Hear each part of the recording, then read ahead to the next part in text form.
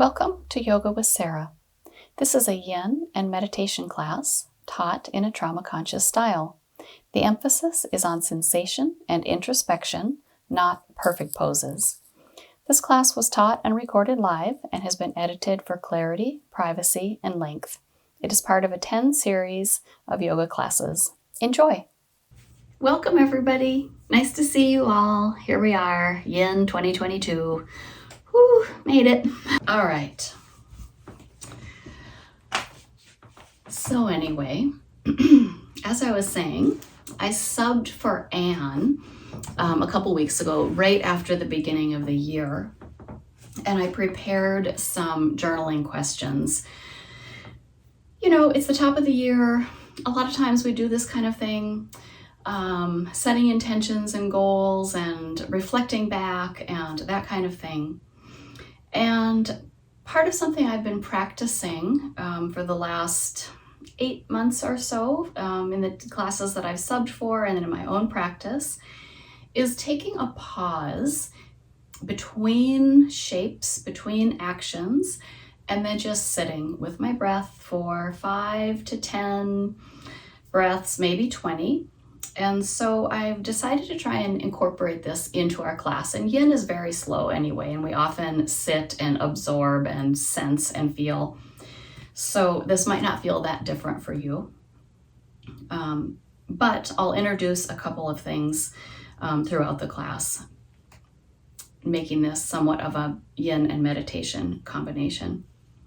So a few things, if you would like to focus on for this evening. What went well, or what am I proud of?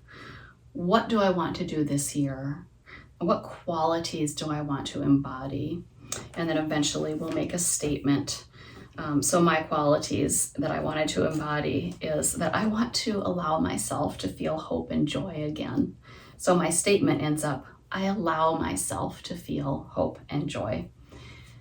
Right, so that's just an example of where we might go. Yours could be completely different than that, but that's how it ended up for me. A couple of options when you sit, and we'll start out sitting. I know we're already seated. I'm gonna scoot back just a little bit more. I've got this thick folded blanket.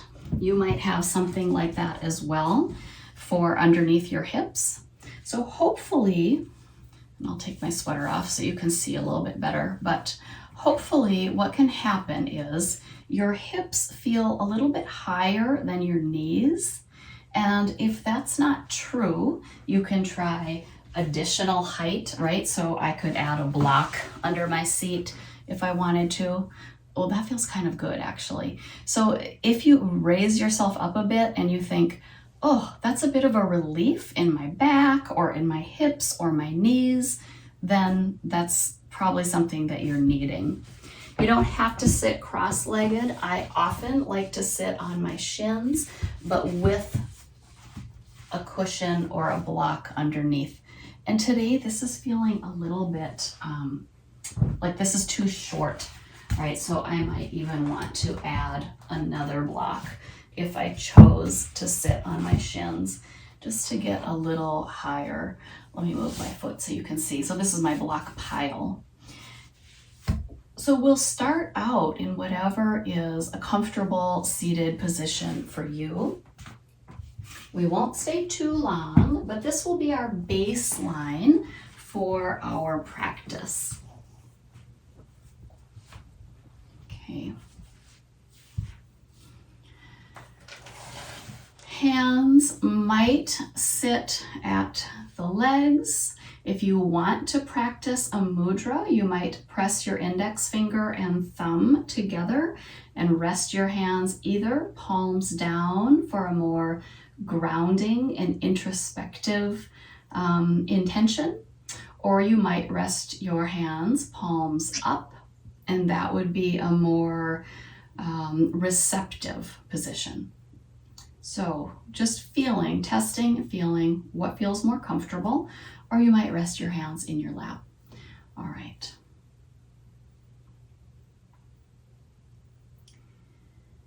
Let yourself settle here And we'll take about 5 to 10 breaths before we begin our movement. Eyes could gaze slightly ahead of you, or eyes could close.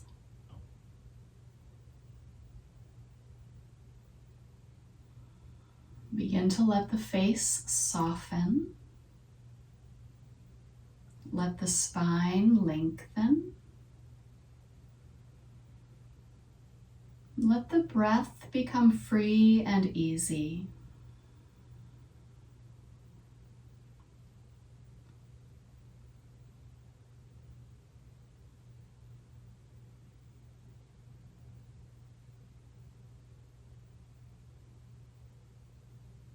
Taking in a scan of the sensations in your body, the thoughts running through your head, not trying to change anything, just noticing. And you can sit simply with the breath. If your mind will not be quiet, and it would be helpful for you to focus in on one of the journaling questions, you can ask yourself a question to sit with. What went well for me? What am I proud of?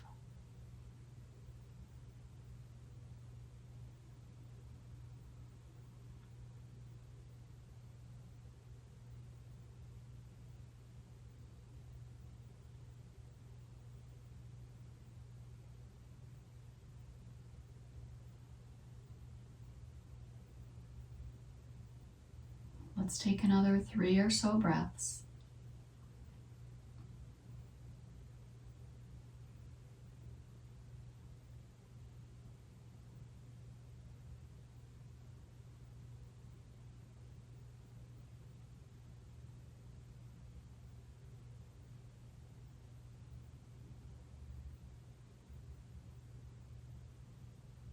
And when you feel ready, if your eyes are closed, just gently fluttering them open and easing your way out of the seat. And let us roll ourselves down to our mat. You can have extra cushion underneath you as needed if you want, and make yourself comfortable.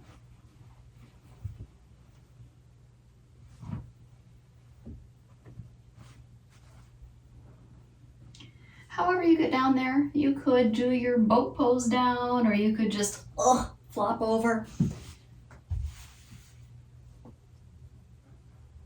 And once you're down, I notice this right away. Don't you just want to go for the morning stretch? I do. Let your arms extend overhead. Stretch through the belly. You might rock your knees a little bit side to side, or maybe you stretch your feet out and really get long through the whole body. Taking in a breath, sprawling yourself out with a sigh. Give yourself permission to take up space.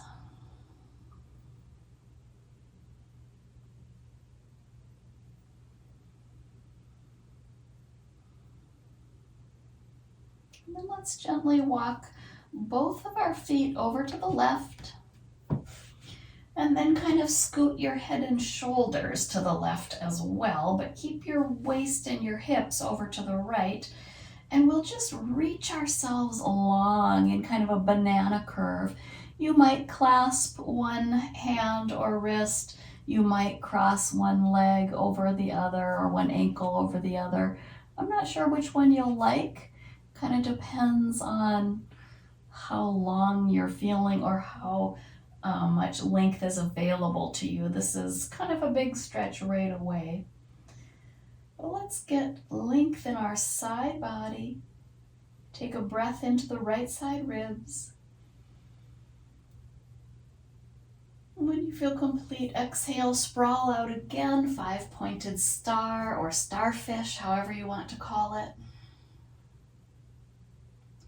Notice how that side that you extended and got long with, notice how that feels different than the other side. Moving toward balance, let's walk our feet to the right. Reach the arms up. And by the way, they don't have to reach all the way overhead. You could interlace fingers behind the head and reach with an elbow, or keep hands at the shoulders and find length that way.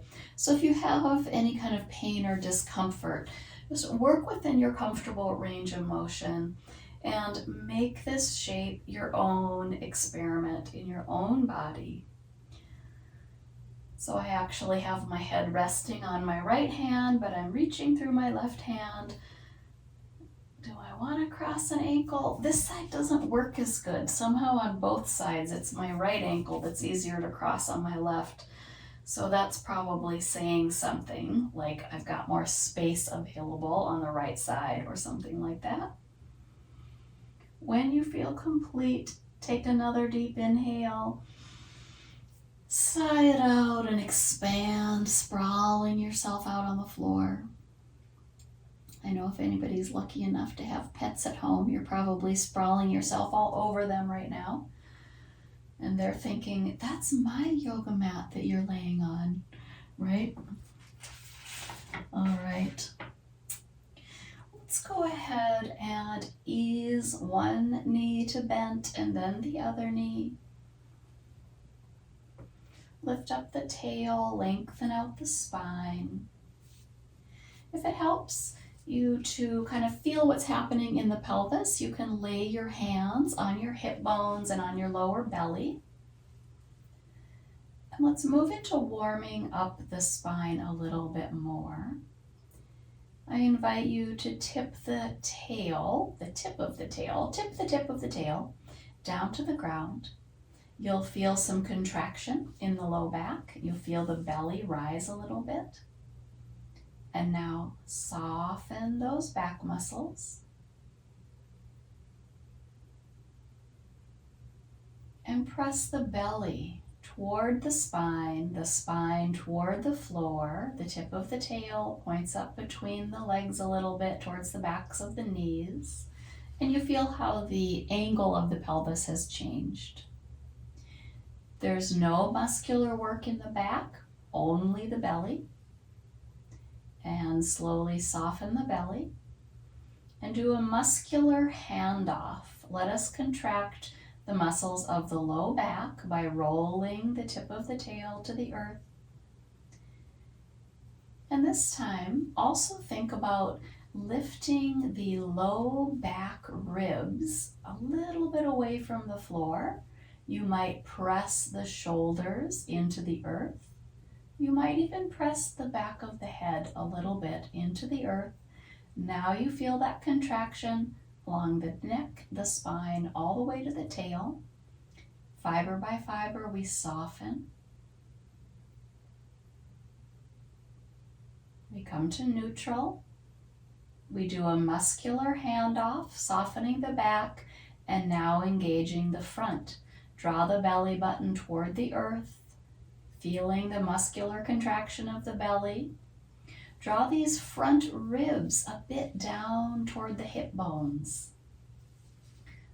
Let the shoulders float a bit to the sky. The head is tipped back and relaxed in this particular shape. Gently soften from tail to shoulders. This time making a little change, lay the arms down by the sides. Find that small arch in your low back by tipping the tail to the earth, pressing the shoulder blades to the earth, letting the palms roll open to the sky. This time relax the back of the neck, let the head float free. It's kind of hard to do, isn't it? And then slowly soften the back. Gently bring the hands to behind the head, if this is available in your shoulders and neck. Let the elbows point at the sky and begin to flatten the low back to the earth via the work of the belly. Let the low ribs draw down toward the hip bones. Let the heart and shoulders lift up. Let the hands support the weight of the head. Feel this contraction, this shortening in the whole front line of the body. Keeping the weight in the hands, gently start to roll yourself back down. You can allow a little bit of traction by holding the head.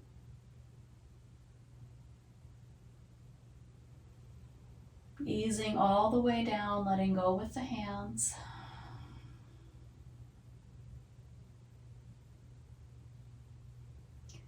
One more variation.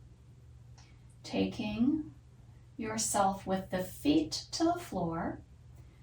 Lightly press the feet into the earth.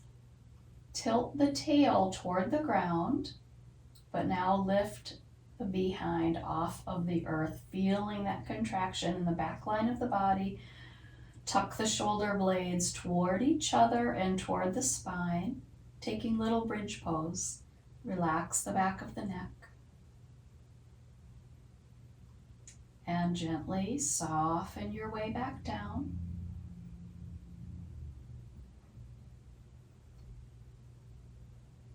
If you would like to take the belly work up one more level of challenge, we'll say, let us start to draw the knees toward the body and then lift the head up, the shoulders up, and curl your nose towards your knees, hugging yourself into a little core ball. If this is okay, you might gently turn your head one direction and then the other direction. So you're working the muscles in the front of the neck 1 or 2 times each way. Then let's support the head, let the feet ease back down, the hands are behind the head, a bit of traction again. We lay the head down, lengthening the spine. Good. So I know we did a little bridge and contracted the backs of our legs. Let's just float one leg up, I don't care which one, and take a few minutes. You might hold the leg, or you might use a belt, which I never told you to get, or you might use your muscles to hold your leg in the air. You don't have to hang on to it. Let us take a minute or two to ease into our ankles, which of course affects the whole leg, right?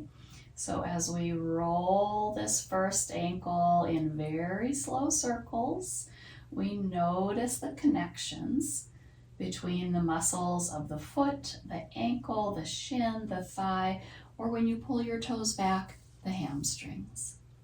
So taking just a bit of time, and you might reverse the direction. Pointing, flexing, rolling inward and outward. And then curling your toes, making a little foot fist, and then releasing. Let's set that first leg down. Notice the difference from leg to leg. I mean, doesn't that first leg feel tingly and alive? Wow. Go ahead and send that second leg up to the sky. Same gentle maneuvering, either holding the leg with your hands or just holding it up with your own muscles. Or if you had a belt handy, that would be great too. Take your time. So notice where you're really, the body is like, hello in there, right? So my calf muscle, yes. My hamstring, yes. My outer ankle, yes. See how slow and smooth you can make this ankle roll. The slower I try to go, the more shaky my ankle gets. So that's giving me a little message that I probably have some sensory motor amnesia, a little bit of foot-brain disconnect. You might pause at a spot that is particularly noticeable and breathe into that place where you have a lot of sensation. And then you might make a little foot fist. Not if it gives you a foot cramp, of course. And ease that leg back down. Good. Giving yourself a bit of space with your arms. Let's just rock our knees a bit side to side, starting to ease our way into some twisting motions. You can experiment here.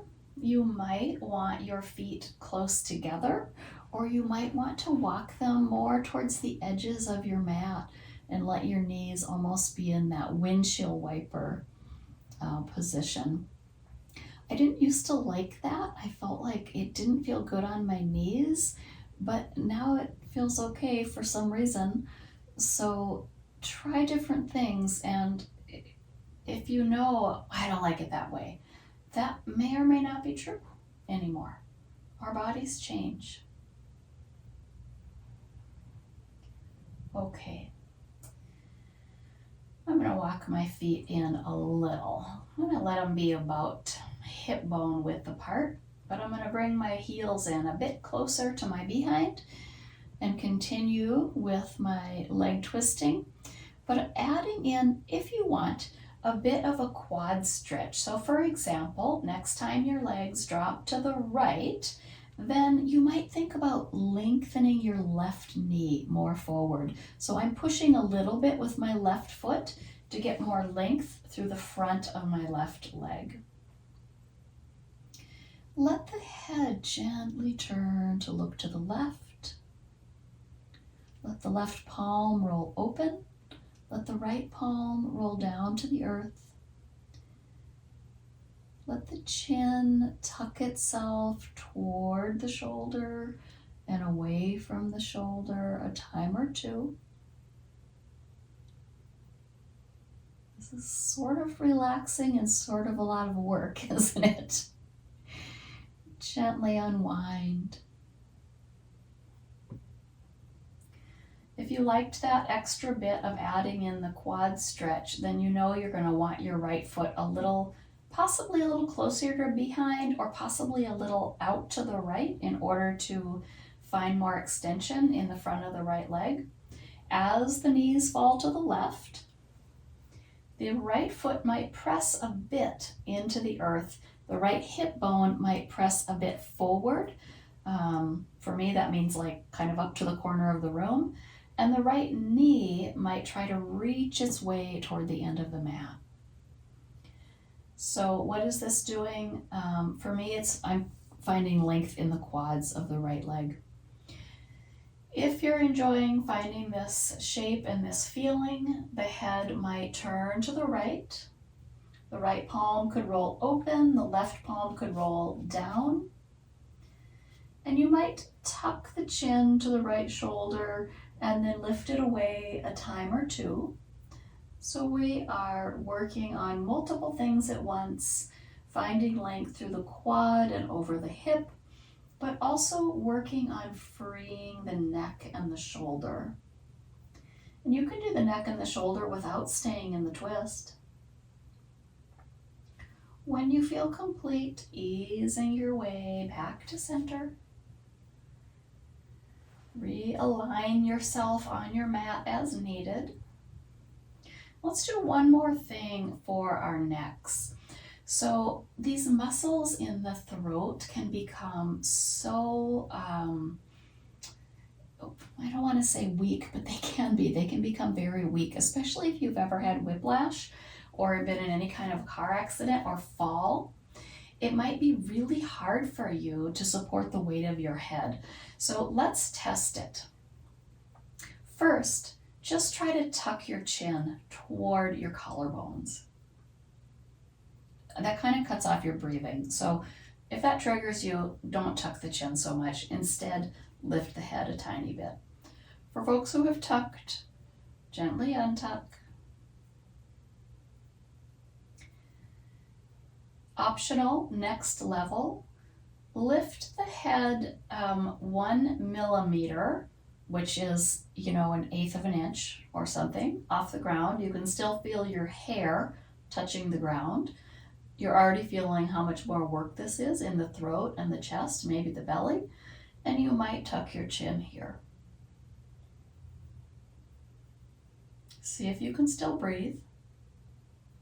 If you find you cannot do this, you know this is the exercise for you. Ease your way down.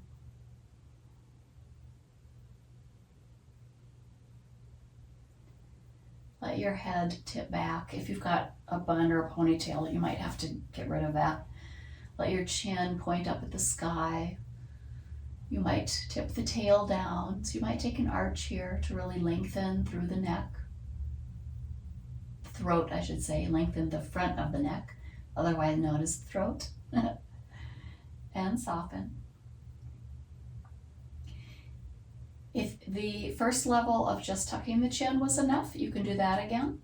If the second level of lifting the head minutely off the ground was available and you'd like to try it again, you can add that in. And if you would like to work a bit more deeply, ever so slowly turn your head one way, tuck your chin to your shoulder, untuck, turn your head back to center, turn your head the second way, tuck your chin to your shoulder, untuck, turn your head to center. Oh my gosh, soften down. Take care of your body. What does it ask for? Mine is saying, take a big long stretch. That feels good. For you, it might be rocking the head. It might be taking gentle rocking twist. It might be rolling onto your side. Eventually, we'll all meet up just rolling onto our sides for a few breaths before we come up to seated.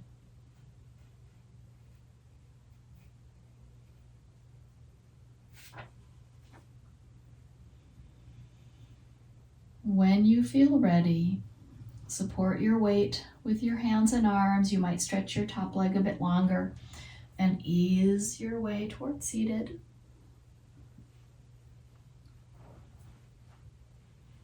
Make yourself comfortable throughout this practice, whatever you need. Get your meditation seat organized. We won't stay long, but this is part of the practice tonight, is now pausing, checking in. How do the hands want to sit? How is the body feeling?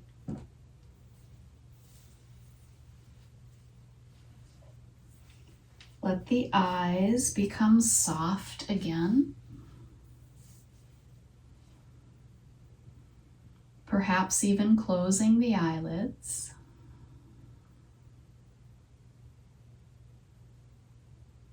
And now check in with yourself again, taking 5 to 10 breaths seated here.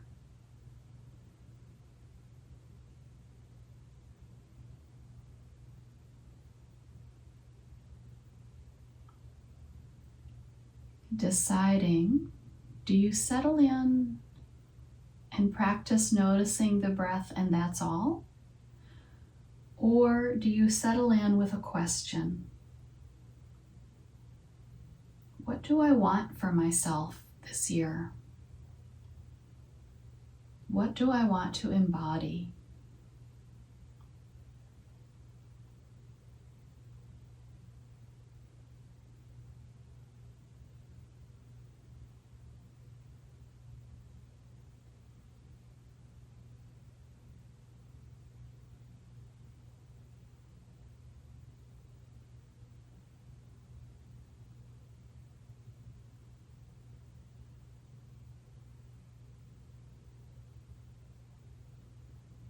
Bringing your mind back to your practice time and time again.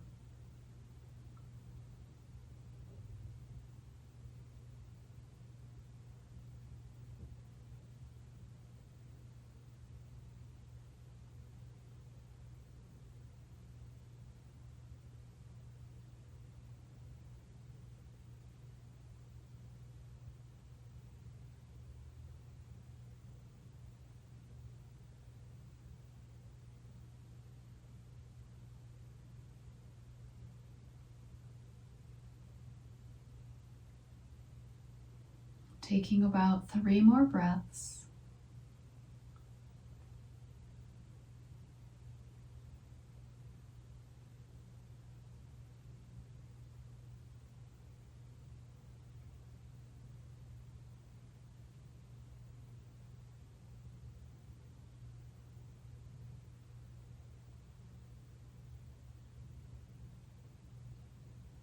And then always knowing you have an option to stay here, or you can move on with the practice that I guide. But this is your own time, this is your own practice. Do as your body is calling for. If you would like to find a bit more movement in your body, let's just ease our way toward hands and knees.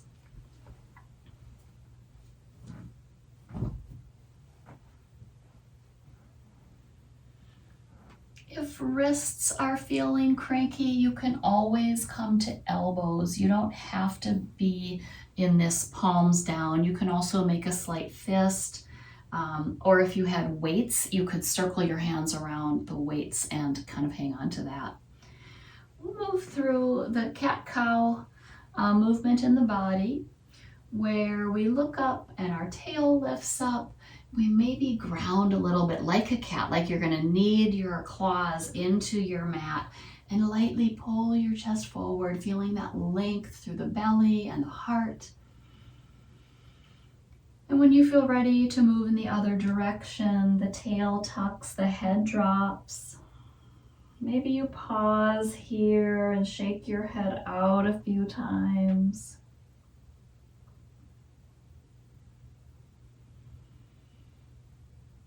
And then we just start moving how the body wants. Perhaps looking up again, maybe even looking up with the eyes. Sometimes we forget that the eyes can move quite a bit more than we often let them move, right? Especially when we're staring at our screens all the time. So you might practice freeing your eyes in this cat-cow movement that our bodies know so well, they don't even really have to think. So sometimes it's easy to add in other things, maybe turning the head and the eyes, maybe squeezing into a side body, looking over a shoulder. So I'm just offering lots of options, and it is in you to find what feels right for you today.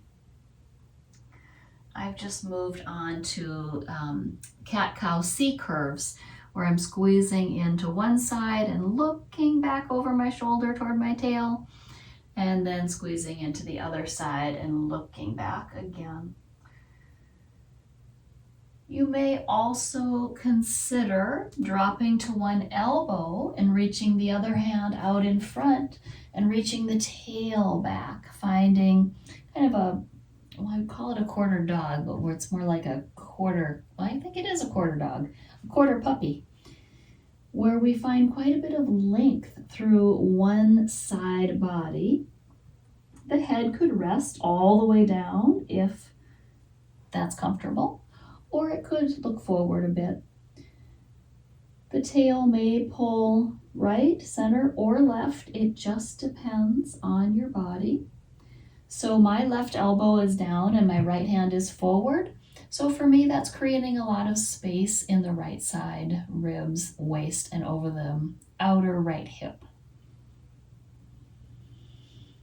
You might breathe into that side body, and on the exhale, draw that elbow back. Change sides, extending the second arm. For me, it's the left arm, lightly holding and gripping onto the mat with that left hand as you pull the hips back. You could round the spine or lengthen it. You could add a C curve or pull the tail straight back. Let your mind go inward to the sensations in the body, the breath in the body.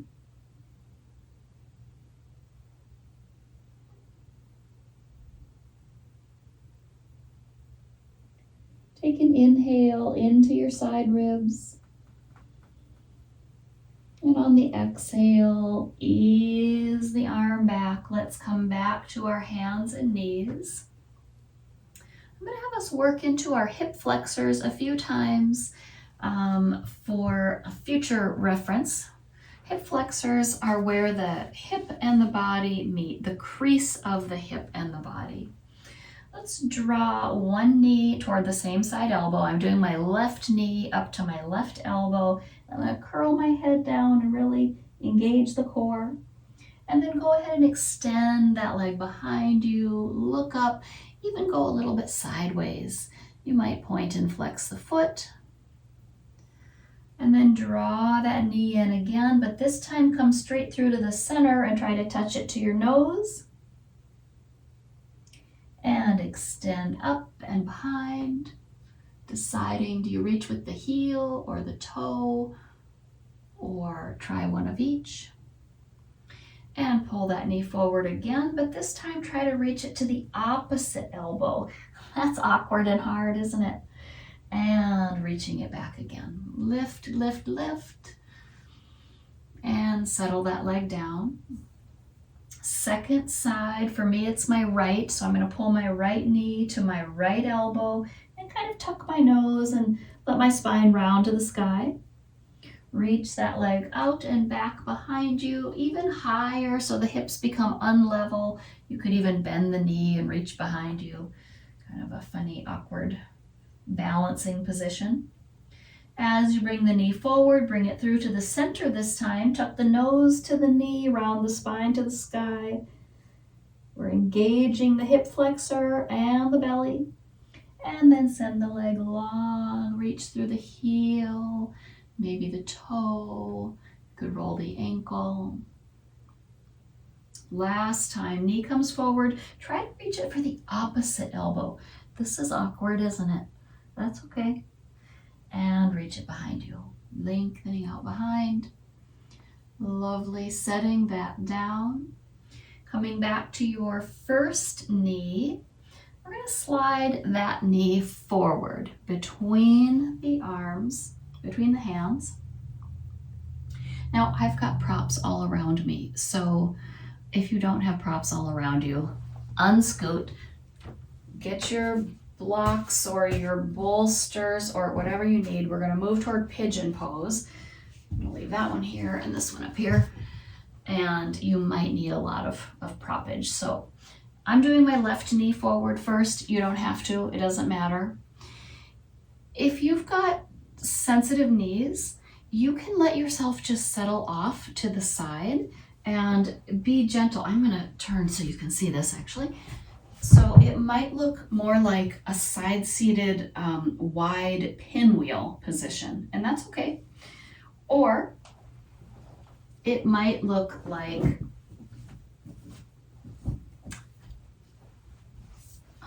conventional pigeon, where if the hip is up, you might need a little booster underneath your behind.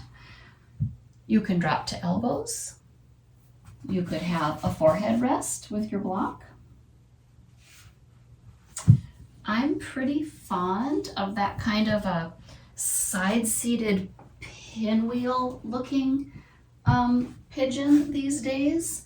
I feel like I can then take a little twist by walking my hands to the left, or I can support my weight and just let myself ease out over that leg until I can really start feeling the sensation in this outer hip.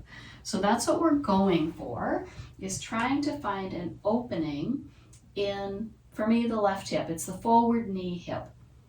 If this isn't working for you, you don't have to do it that way. You can lay on your back, cross your ankle to your knee, and draw your legs in. You're going to get to the same spot on your behind, okay?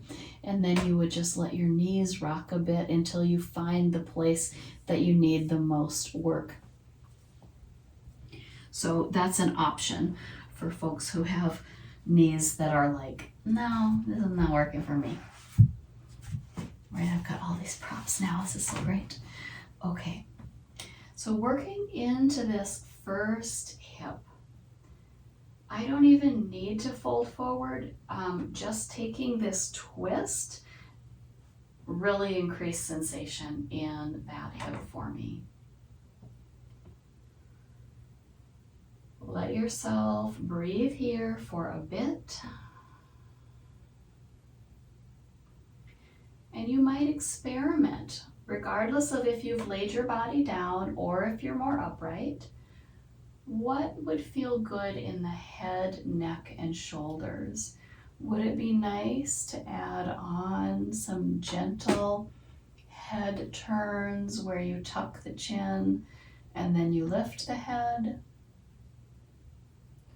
Would it be nice to just let the head hang? And then you notice how that might be lengthening through the back of the neck and the upper spine.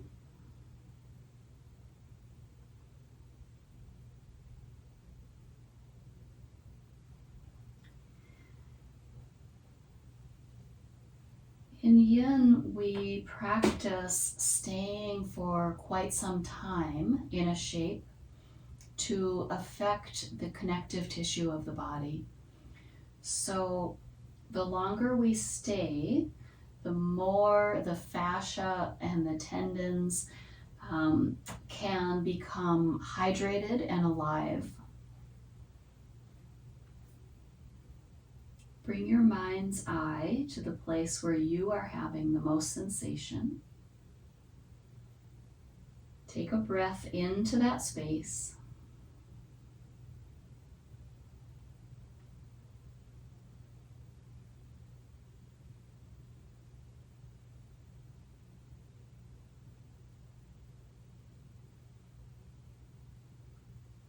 Make any minute adjustments that you would like to, and we'll take about 3 more breaths here.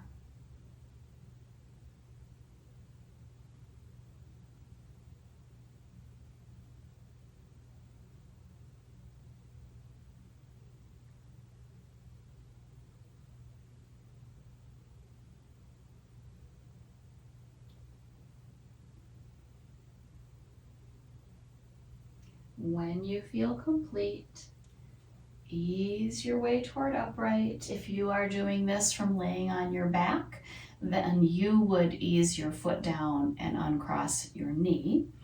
If you're in this extended pinwheel position, I'll invite you, if you want, to just draw that back knee in a little bit until your back knee is close to your front foot. Plant your front knee hand a bit behind you, and then go ahead and lift up the hips and lengthen through the top arm. So what does this do? Kind of similar to that twist we took, where we can feel this through our quad, through our side body, and the head can look down or up. If you're doing this from your back, you might take a twist with ankle to knee. Ease your way down. However you want to come to the second side is fine. For me, I can just bring my leg around. If that's not true for you, you could ease your way to hands and knees and then take the second side from here. So the second knee would come forward. You might stuff a bolster under your hip if you would like to keep this more aligned to your mat, or you might drop down to that right hip and let this be kind of a long pinwheel shape in your legs. For me, this is already, there's a lot going on in this front leg hip. I don't really need to forward fold or do anything to create more sensation. That might not be true for you. You might decide to drop down to your elbows or get a block to rest your forehead on or something like that. I'm going to stay a bit more upright. If you're doing this from laying on your back, it would be the second side. So you would cross your ankle to knee, and then you would draw your legs in toward you, and then let the legs tick-tock a few times side to side until you find those places where you really like to work with the sensation. Bring your breath into your body, into the places that you are noticing.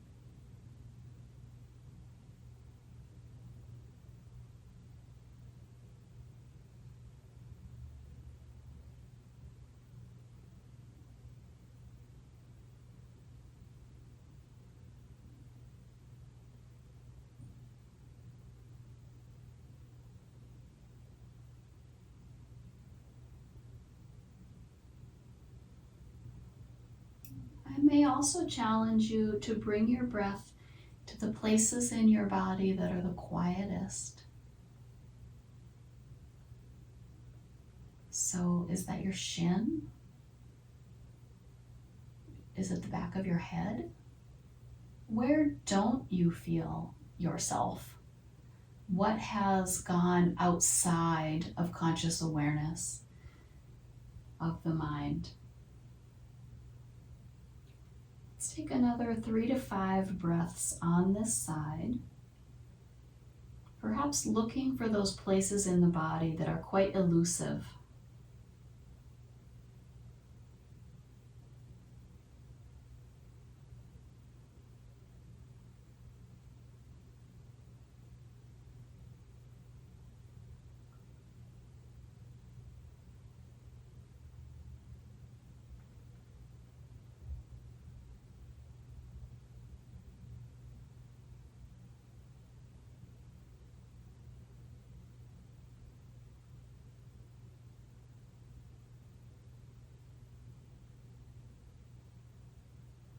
You might wiggle into your shape a tiny bit differently for your last breath.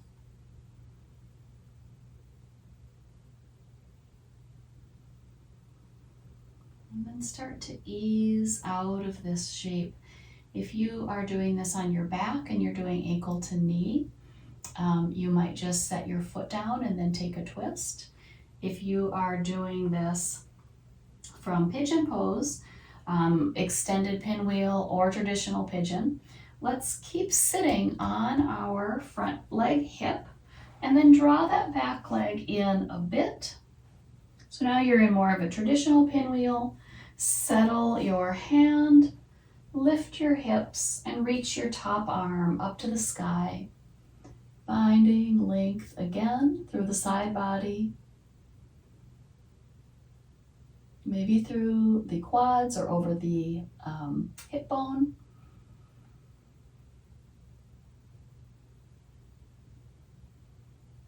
And then gently easing your way down. If you are laying on your back, I invite you to ease your way to seated, and let us all find our meditative position again.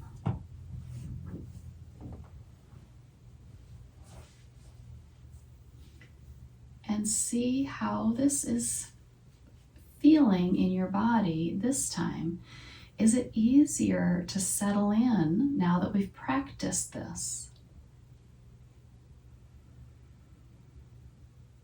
Let your face soften. Let your spine lengthen. Settling here with your breath and or possibly the question of, what do I want to embody?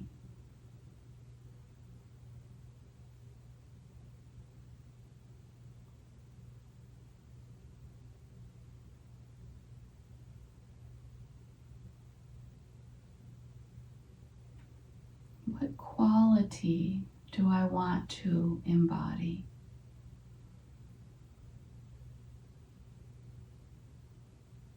And that can be a question that just floats around, not really concentrated on, because the focus is really on the breath.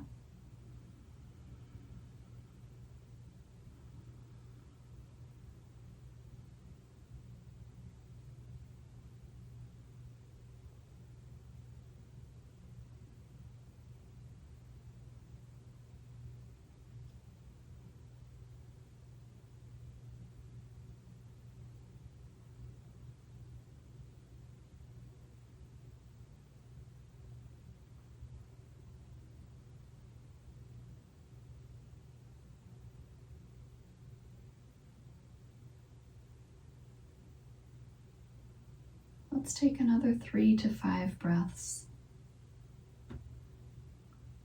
Letting the spine lengthen. Letting the whole body be at ease. Letting the mind be at ease.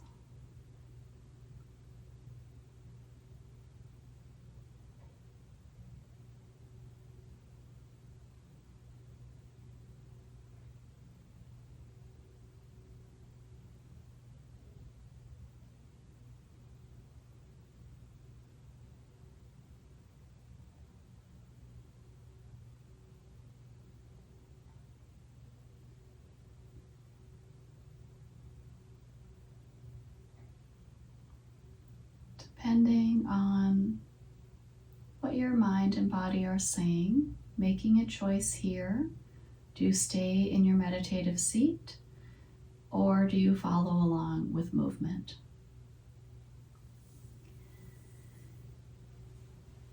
We'll need a block.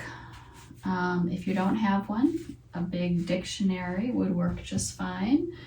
Actually, you don't even have to have that. You could have something as simple as a couch cushion, which is all this is, a bolster couch cushion that I made a pillowcase for. That would work too. We're going to take a supported bridge pose and work again into the quads and into the hip flexors. So let us make our way down to the floor again, this time choosing to go as slow as possible, using the core muscles, possibly even extending the legs and balancing in a low boat pose for a moment if that is suiting you. When you feel ready, easing your way all the way down. Ponytails must go again. And taking up your block, so I've got a hood, which is not going to be good. You don't want anything, you don't want a pillow or anything that is raising your head or neck just now, because we're going to raise our behinds. And if we have our behinds and our heads raised, then we're just like, in our pterodactyl pose. So we don't really need that. We are hoping for length in the body. And then the block, I'm going to keep mine on the lowest setting. You can choose between lowest and mediumist. I wouldn't recommend going to the highest. That's fairly extreme for yin, but if that's what your body's calling for, so be it. Press into the feet, lift up the behind, slide the block underneath, and it's going to be placed at the sacrum. So if I'll try and move my sweater, you can't really see it. If I feel it in my body and then I come around to the hips, it's sort of centered directly below the front hip points, but in the back body. That's about where mine is. Okay. All right. So this is supported bridge pose. This is a perfectly wonderful place to sit and stay. So this would be a restorative option, is to linger here and just enjoy. Okay, and that would be lovely. If you want to work a little bit more on both your hip flexors and your quads, I will cue some options, and you can choose to do it or not. I'll start with my left leg because that's my leg toward the camera. So if you're following along, you might just engage the belly and the core a bit and start to float the left heel off the ground and then the toes, and feel how that muscle is working. Like you can stick your fingertips or your thumb into your hip crease and you can feel that muscle working. You can draw that knee toward the body and then start to send that leg out long, reaching it toward the opposite wall, and then even laying it almost down to the ground. So you're getting this extra length over the front left hip, and then go ahead and draw it back into the body.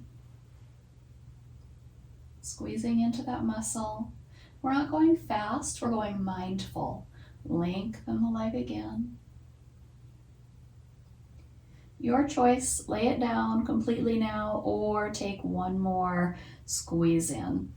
If your squeezing in was accompanied with a bunch of, shaky, jerky motion, then you should squeeze in for the third time. Go ahead and settle that left foot out on the ground. The leg is long. You're extended over the front of the left hip. Now, I have a thin block and I put it on the lowest setting. So I'm like, I don't know if I can really feel anything. If that's the same for you and you want to increase sensation, take your opposite leg. For me, it's my right knee, my bent knee, and draw it in toward you, and you might even hold it with the right hand. The right knee can drop open to the right. Now I feel it in my left hip flexor. You may have felt it way before then. You may have stopped already. You may have decided to stay in a restorative bridge pose. These are all good options. I'm noticing that I can let my right knee kind of circle a little bit out more to the right. And I'm just taking it in tiny little arcs. And it's creating different sensation, like over the top of the hip bone, around the hip flexor, right at the hip crease. So just experimenting here in your own body. And I'm going to kind of root myself down with my hand. So in this sense, I'm drawing my left knee one direction and my right knee the other direction. So wherever you've gone with this, let it be a place of ease. You might have a lot of sensation, but let it also be a place of ease and relaxation.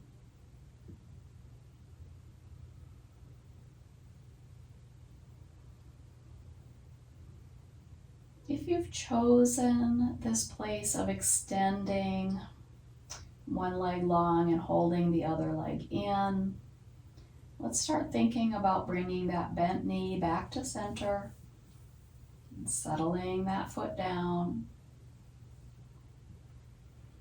Go ahead and draw the straight leg back to bent so both knees are bent. Resituate yourself on your block as you need to. Notice the sensations in the legs. So maybe some tingling or warmth in that leg that you just did that long extension. That's what I'm noticing. I'm not sure if I feel anything in the leg that was bent that I was holding. I'd be interested to know if anybody is feeling anything in that leg that didn't do the lengthening. You can tell me after. If you enjoyed that, let us go ahead and practice it on the other side.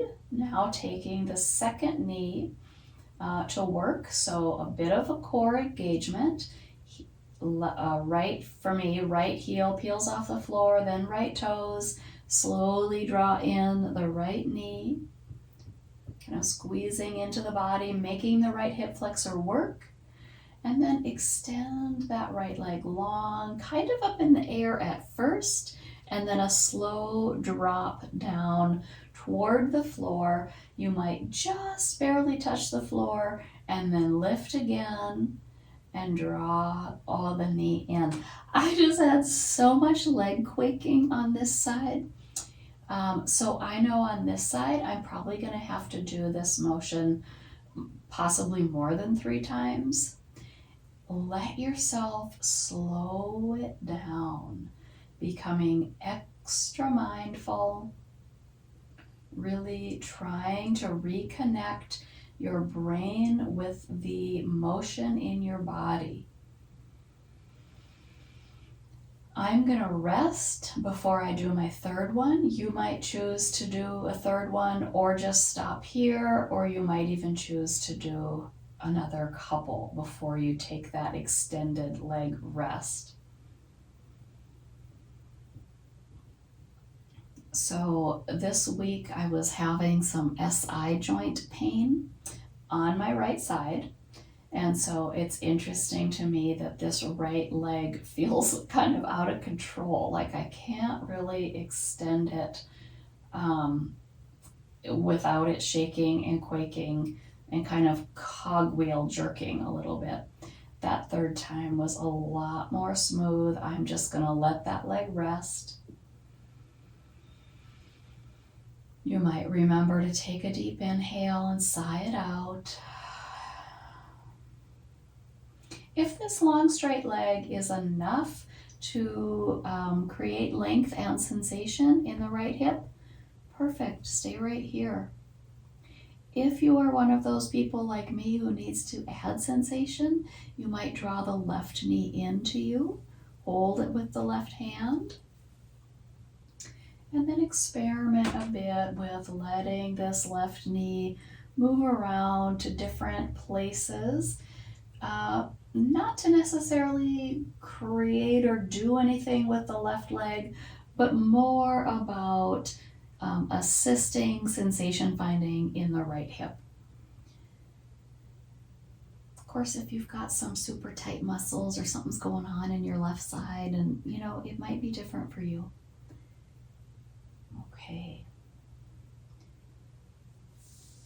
You might move your hand to a slightly different position on your leg just to assist with creating space, creating sensation. I just noticed that I could kind of press the top of my right hip bone toward the sky a tiny bit, and then I'm not sure how to describe it. It's like an inner stretching of that muscle, assisted by taking a breath all the way down into the right lower side of the body. If you can get the breath to really focus down to these right lower ribs.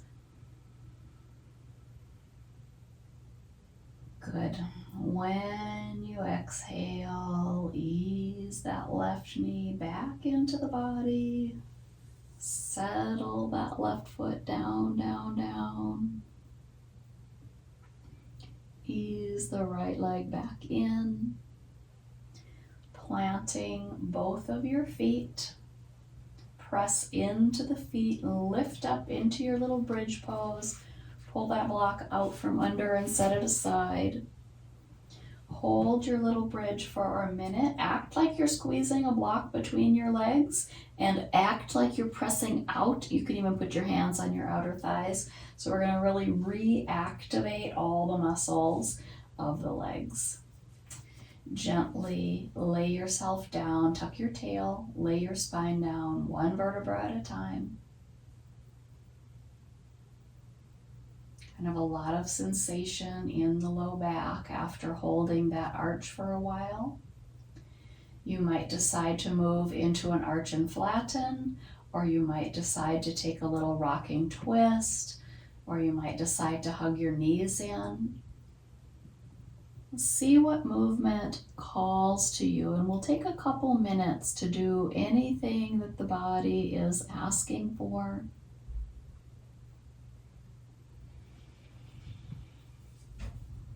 Something we've done already or something new to you for tonight. Maybe both legs go to the sky, maybe the arms go to the sky, and we take bear pose where we roll out wrists and ankles.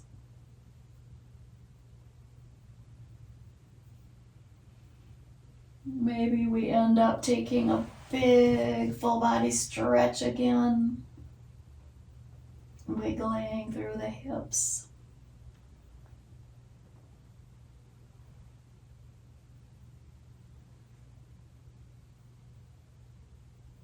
Eventually, we're going to come into stillness, and we're already here. We're in our Shavasana.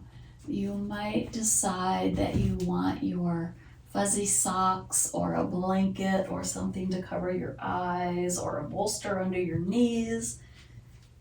You can choose those things, or you can just sprawl yourself out and take up space and let things be as they are.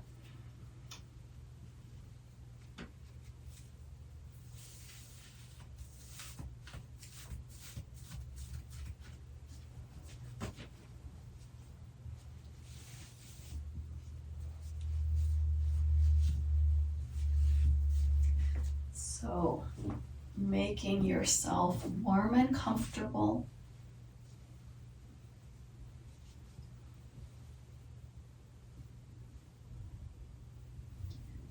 Choosing an eye cover if you'd like it, or a scarf around your neck. Ooh, that feels good and cozy.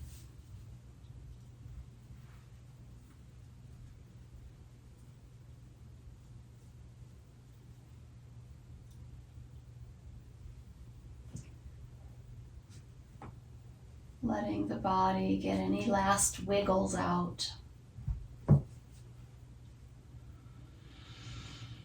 Take a breath and sigh it out.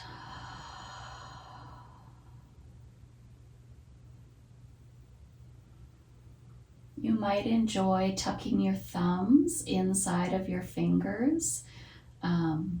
This is a mudra also. It's the first mudra. It's the first shape that a baby's hands might make, called Adi Mudra. It's comforting, and it joins all of the elements that are represented by each finger: earth, air, fire, water, ether. Joins them together, inviting concentration and comfort. You can also let your hands just be loose and relaxed. You can rest them on your belly or out to your sides. Let your forehead soften.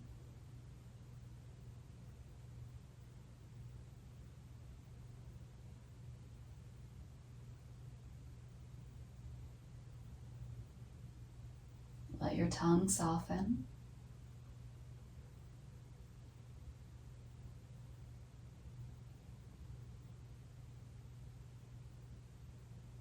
Let your mind rest at your breath.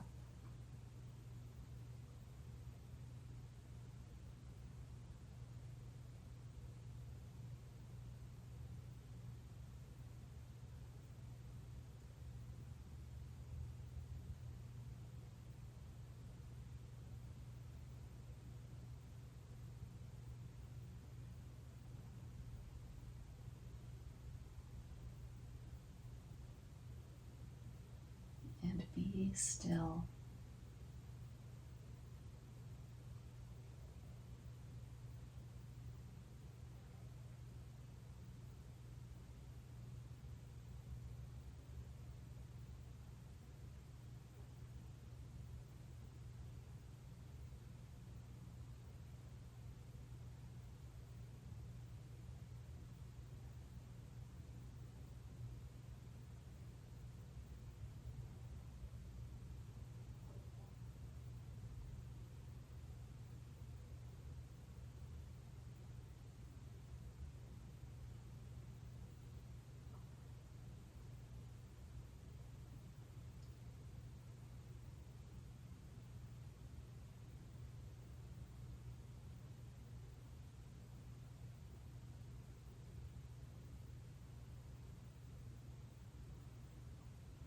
Let us take another 5 mindful breaths here.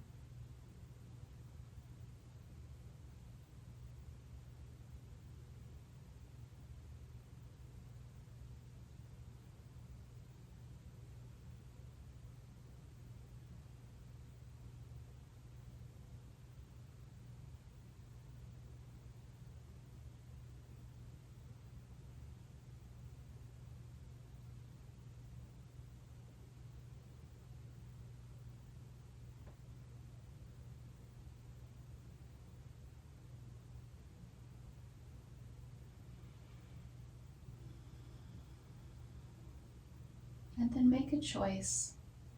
Do you stay here for the last few minutes of class? Or do you bring yourself back up to your meditative seat? So whichever one it is, stay established in this quietness, this introspection, choosing to stay still here or ease your way towards seated.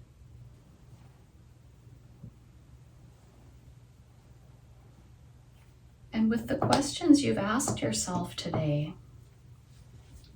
I invite you to tell yourself now, what qualities do you embody? So if previously you had said, I want to embody calm, hope, joy, whatever it is, now I invite you to say to yourself, I embody hope, I embody joy. Whatever it was that you had found, tell it to yourself in a positive present tense statement that it is already a fact.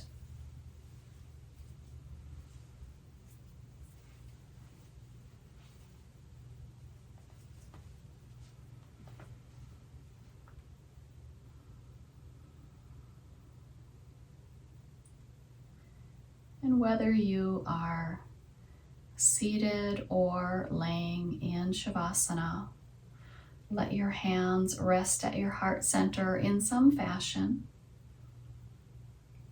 Tell it to yourself again, I embody whatever it is for you.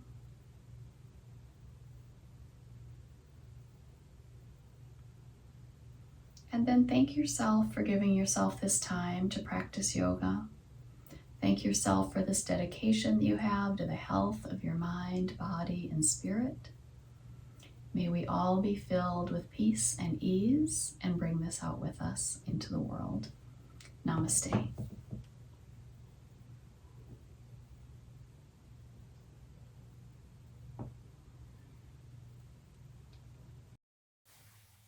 Thank you for joining me today. If you found this practice useful or enjoyable, please consider giving this video a thumbs up and subscribing to this channel. Thank you. I'll see you next time on Yoga with Sara.